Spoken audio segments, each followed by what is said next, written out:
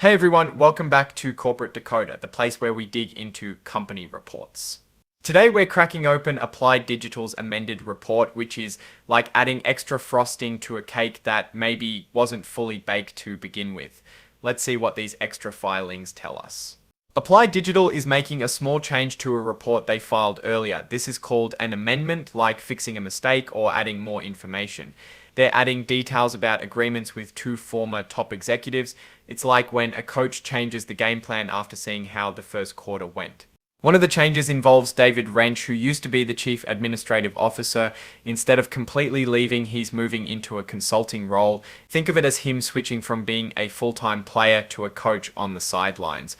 The other change involves Michael Maniscalco, the former Chief Technology Officer. He resigned, which means he decided to leave the company. It's like a star player deciding to join another team. Both of these changes happened around the same time in January of 2025. Wrench is transitioning and Maniscalco left to seek other opportunities. Let's dive into the details of Wrench's agreement. He will no longer hold his previous position but will consult for the company for 15 months. Think of it like a trial period to see if the new coaching role works out. During this transition period, the company will pay him $593,750 minus any taxes or deductions in monthly or semi-monthly payments. It's like getting paid to share his expertise but on a part-time basis. The company will also continue his health insurance coverage at the same rate as active employees, which is a nice perk. It is important to note that there might be some added taxes for this coverage, which the company will adjust his payments to cover. Here's where it gets interesting. Wrench has restricted stock units or RSUs and performance stock units or PSUs. These are like promises of company stock that vest or become fully his over time. The agreement says he'll keep earning these stocks during his consulting period. These stocks follow the rules set out in the 2022 incentive plan. There's a caveat about those performance stock units though. If certain goals aren't met by April 2026, a big chunk of them, $306,250, will be forfeited, meaning he won't get them.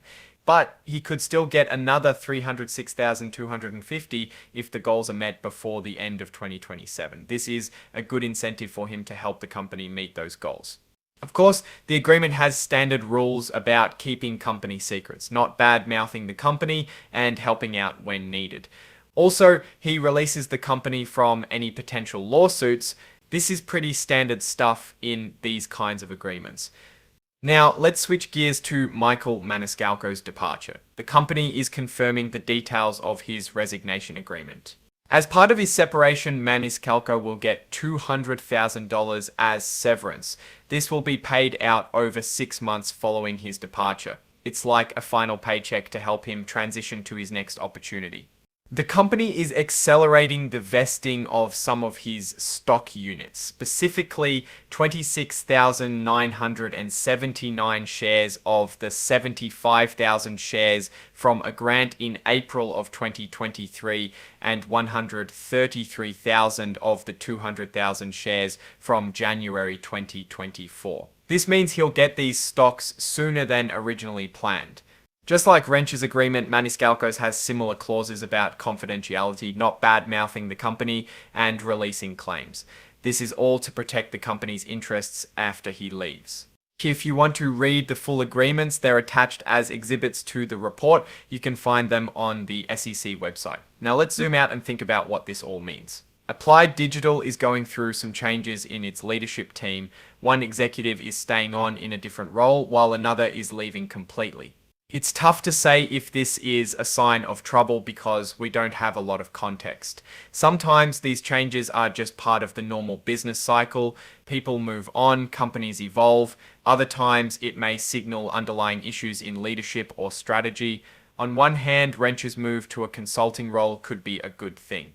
It allows the company to tap into his expertise without the commitment of a full-time executive position. Plus, the vesting of stocks is a good incentive for Wrench to stick around and help the company meet the goals set out by the company and in the agreement. On the other hand, Maniscalco's departure is a loss. Chief technology officers are extremely valuable to a company. And that position being open could lead to some instability if the technology direction is not well understood or if the new position requires some ramp-up time. It's important to see how the company navigates these transitions. The company is down 60% over the last year, with recent price in the $3 range with a consensus rating of hold. The company's financials as of last quarter are net losses exceeding $30 million with only $44 million in cash. That gives the company about a year before running out of cash. Given the current state of the company and these executive changes, I would probably avoid this stock. This is leaning bearish. Thanks for watching.